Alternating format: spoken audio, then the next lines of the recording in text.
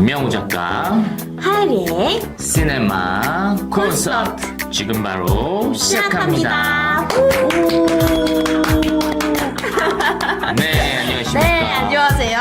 네. 이렇게 전편 아바타 2에 이어서 또 대작을 저희가 가져왔잖아요. 네, 우주를 우주를? 배경으로 한, 그 중에서 특히 화성을 배경으로 한 마션을 오늘은 다루도록 하겠습니다. 이번에는 작가님께서 그렇게 영화를 추천하셨던 마션 이유가 있을까요? 이 영화의 감독이 이제 리들리 스콧이라고 하는 좀 거장이에요. 그래서 에일리언이라든지 블레이드 러너라든지 뭐 델마 루이스 이제 고전적인 영화를 많이 만드시고 계속 몇십 년이 지나도 회자가 되는 그런 감독님이신데 마션이라고 하는 영화를 해서 우주를 배경으로 하면서 동시에 어떤 삶의 태도죠. 네, 맞습니다.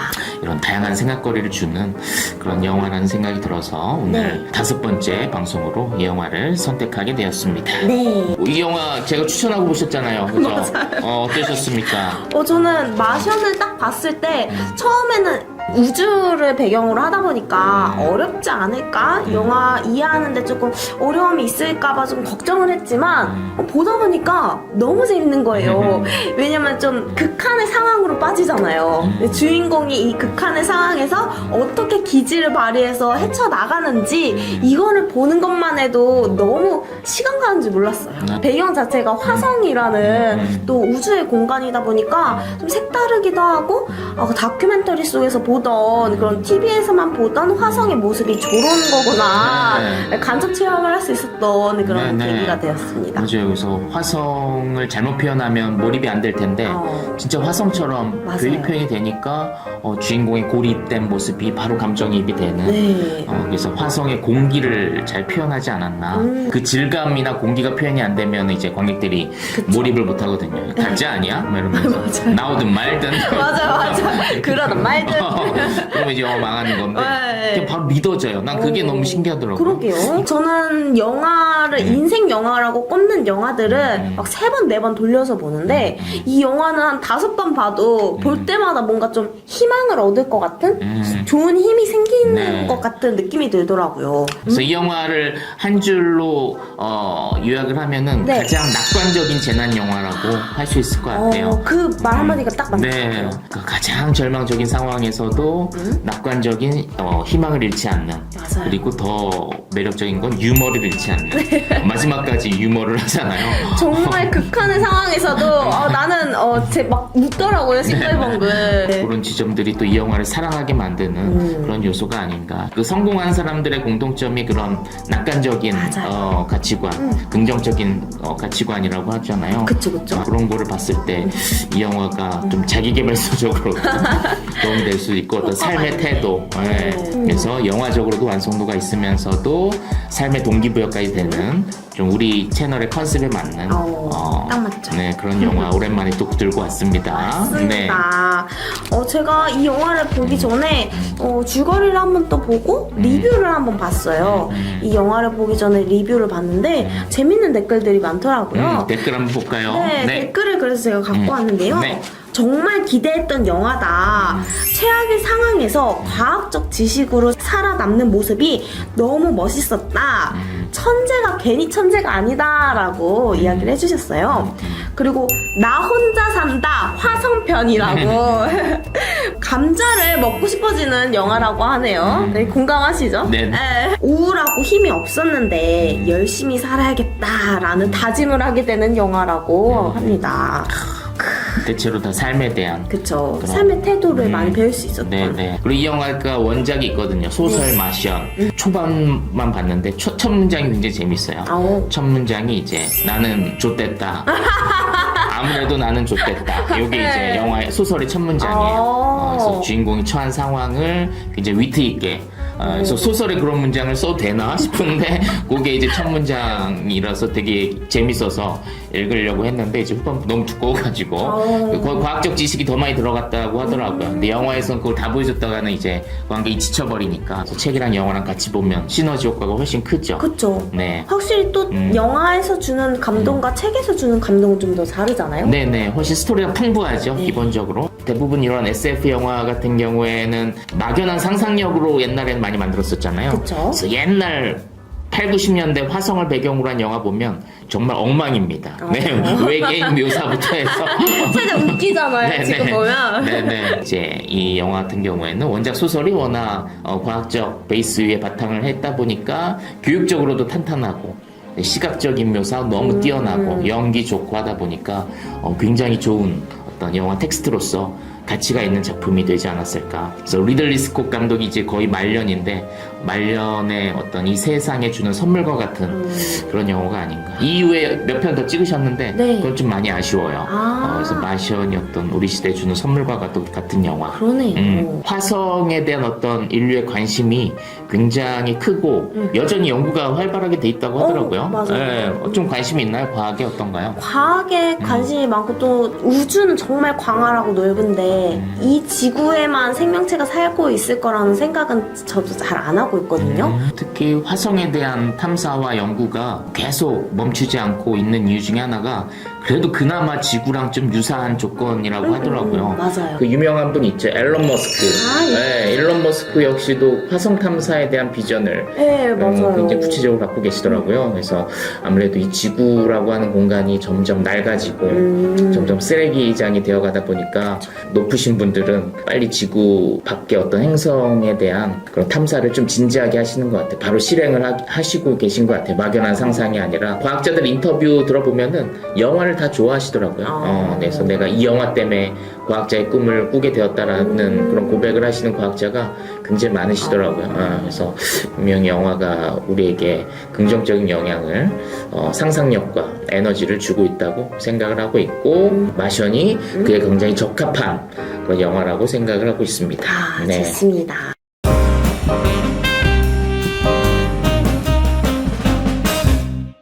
우리 마션 주인공들이 다 모두 나사 소속입니다. 나사 소속의 아레스 탐사대예요. 그래서 이 아레스 탐사대는 화성을 탐사하러 갑니다.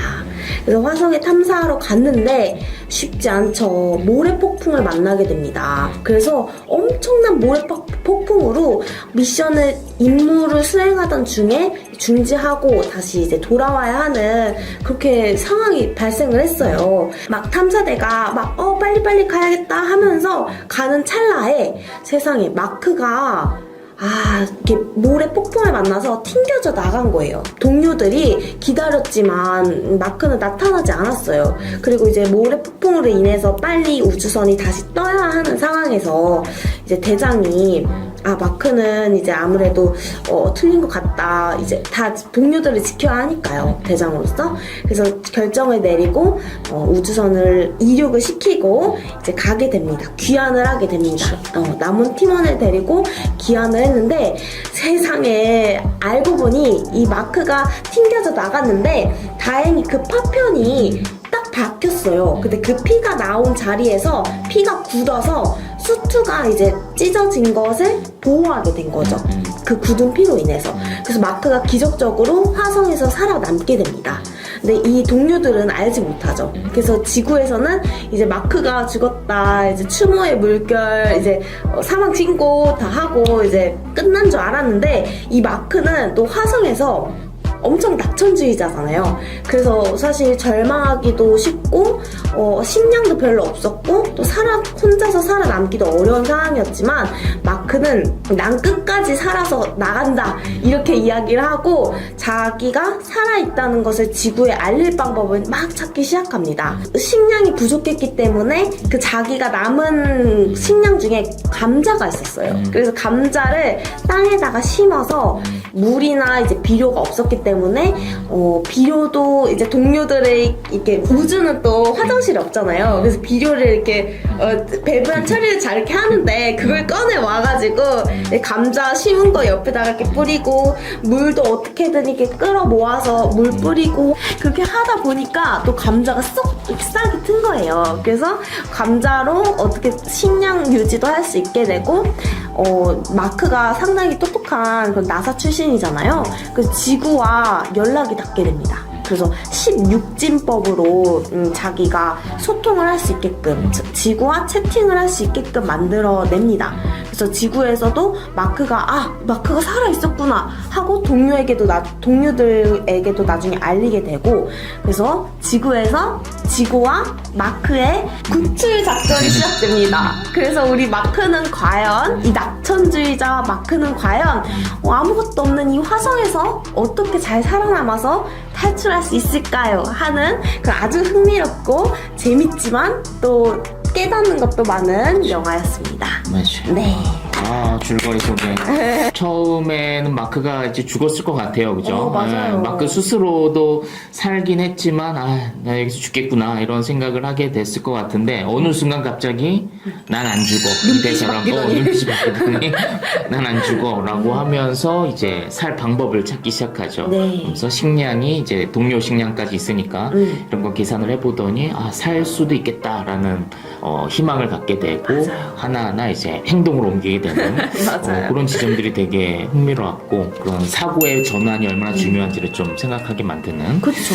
네. 그 영상 일기를 남기면서 그의 생각이 좀 긍정적으로 바뀐 것도 좀 흥미로웠어요. 그래서 어떤 일기의 중요성, 이거 좀 과한가?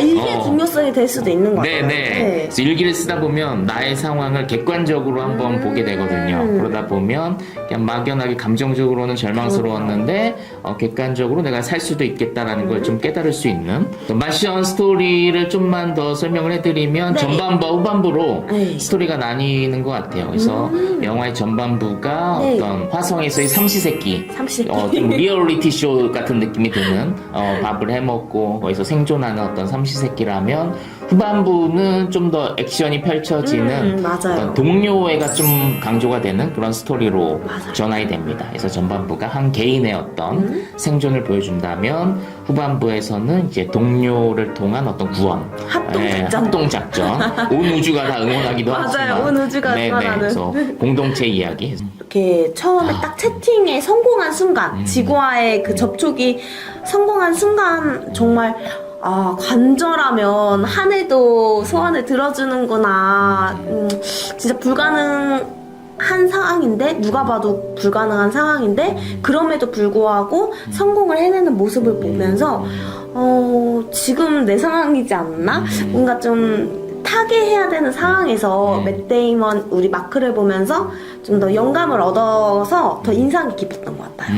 네. 그래서 그가 생존하는 방식을 잘 관찰을 해보면은 과학적 사고가 얼마나 중요한지를 좀 생각하게 만드는. 네. 그래서 그가 농사를 지을 때도 그랬고, 아까 말씀하신 그 소통할 때 그 16진법이었나요? 그것까지 기억 안 나는데, 네. 그거를 하는 방법이라든지, 다시 우주로 올라가는 장면이라든지, 다 과학적인 사고가 있어야만 가능한, 생존이 가능한 그런 부분이어서 우리한테 굉장히 교육적으로도 도움을 주는 그런 영화가 아닌가.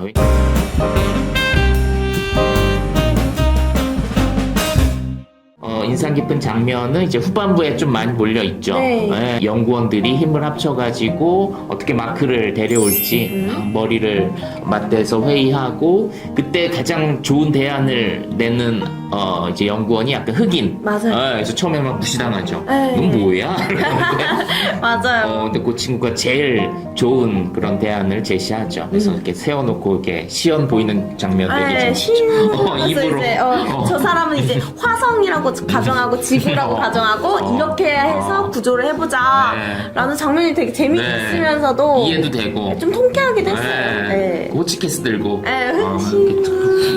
그래서 굉장히 직관적으로 그걸 설명해주는 그런 장면이라 할 수 있겠고, 사실 과학 용어가 있더라고요. 그렇게 이제 중력을 이용해서 이렇게 도는 것을 이제 스윙 바이라고 해가지고 좀 연료가 부족할 때 많이 쓰는 방법이라고 하더라고요. 그래서 근데 그 스윙 바이란 용어를 쓰지도 않으면서 그걸 굉장히 재밌게 그 친구가 설명을 다 했죠. 그래서 모든 게 다 계획대로 된다 하더라도 하나만 오차가 되면 다 죽는 맞아요. 그런 상황이기도 하고, 그다음에 그 대원들이 다 동의를 해야 되고, 모든 게 다 성공적으로 끝난다 하더라도 이제 이들의 업무일이 553일인가? 네. 맞아요. 쉽지 않은 결정이었을 네. 텐데 또 거기서 동료애를 볼 수 있었잖아요. 네, 그게 저는 또 굉장히 명장면이었던 네. 것 같아요. 네, 그래서 아까도 말씀드렸지만 처음엔 개인의 이야기지만 후반부는 이제 공동체에 대한 이야기로 주제가 전환이 되는데 네. 그것을 가장 잘 보여주는 장면이 이제 대원들이 회의하는 장면. 그래서 한 명도 다 깊게 고민하지 않고 다 동의를 하죠. 그다음에 이제 마지막에 그 명장면이 나오죠. 그래서 네.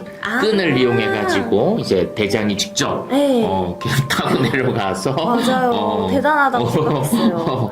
그래서 이제 너무 빠른 속도로 올라오니까 네. 손은 딱 닿지만 이제 맞아요. 또 놓치죠. 놓치고, 근데 네. 이제 그 줄을 잡죠. 네. 마크가 그래서 줄을 잡고 이제 뺑글뺑글 돌아서 이제 둘이 탁 아. 드디어 만나게 되는. 그래서 그 장면이 이제 멀리서 롱숏으로 보여주는데 굉장히 아름답고 묘하게 맞아요. 느껴진 게 마치 그 탯줄로 연결된 엄마와 아이 같았어요.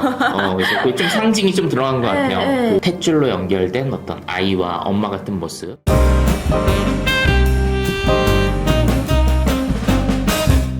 저는 명대사 중에 마크가 이런 얘기를 하잖아요. 내가 들은 바로는 어떤 곳에서 작물을 재배하기 시작하면 그곳을 정복했다고 할 수 있다.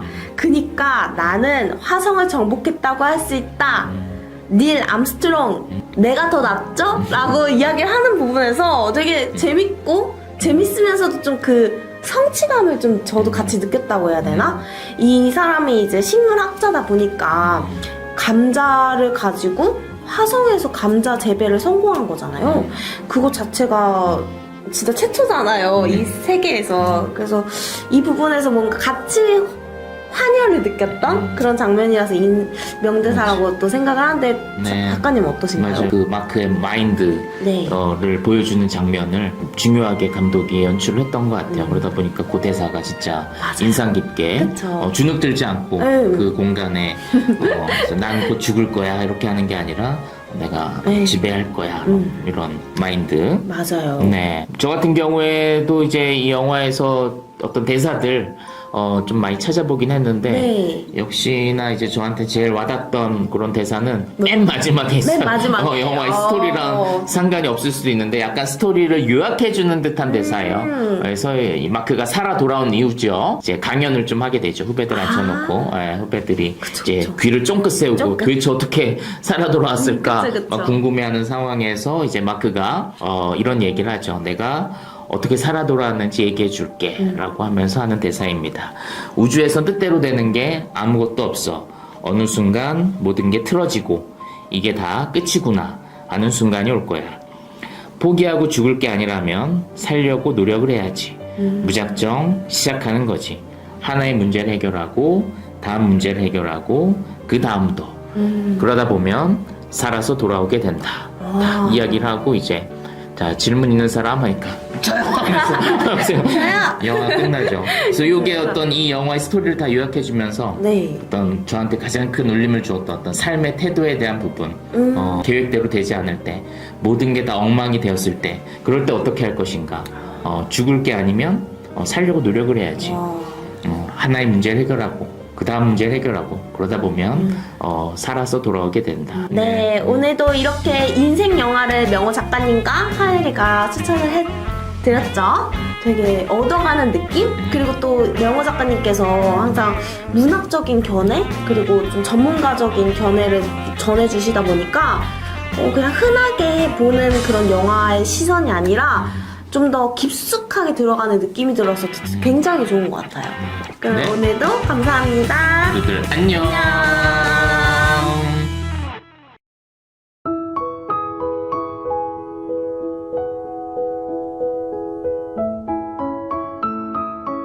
안녕하세요, 박명호입니다. 오늘은 여러분의 영화 취향을 넓혀줄 한 권의 책을 소개하려 합니다. 바로 영화 인문학 콘서트입니다. 종종 어떤 영화는 취향을 넘어서서 교양의 경지에 이르는 그런 영화가 있습니다.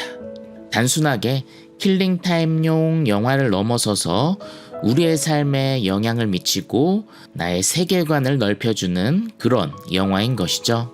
이 책은 그런 교양의 경지에 이른 영화를 소개하고 해설하는 내용이 담겨 있습니다. 첫 번째 챕터에서는 영화를 더 깊게 향유하고 재미있게 보기 위한 9가지 감상의 방법론에 대한 이야기가 담겨 있고, 두 번째 챕터에서는 작가가 심혈을 기울여서 선정한 21편의 영화에 대한 해설이 담겨 있습니다.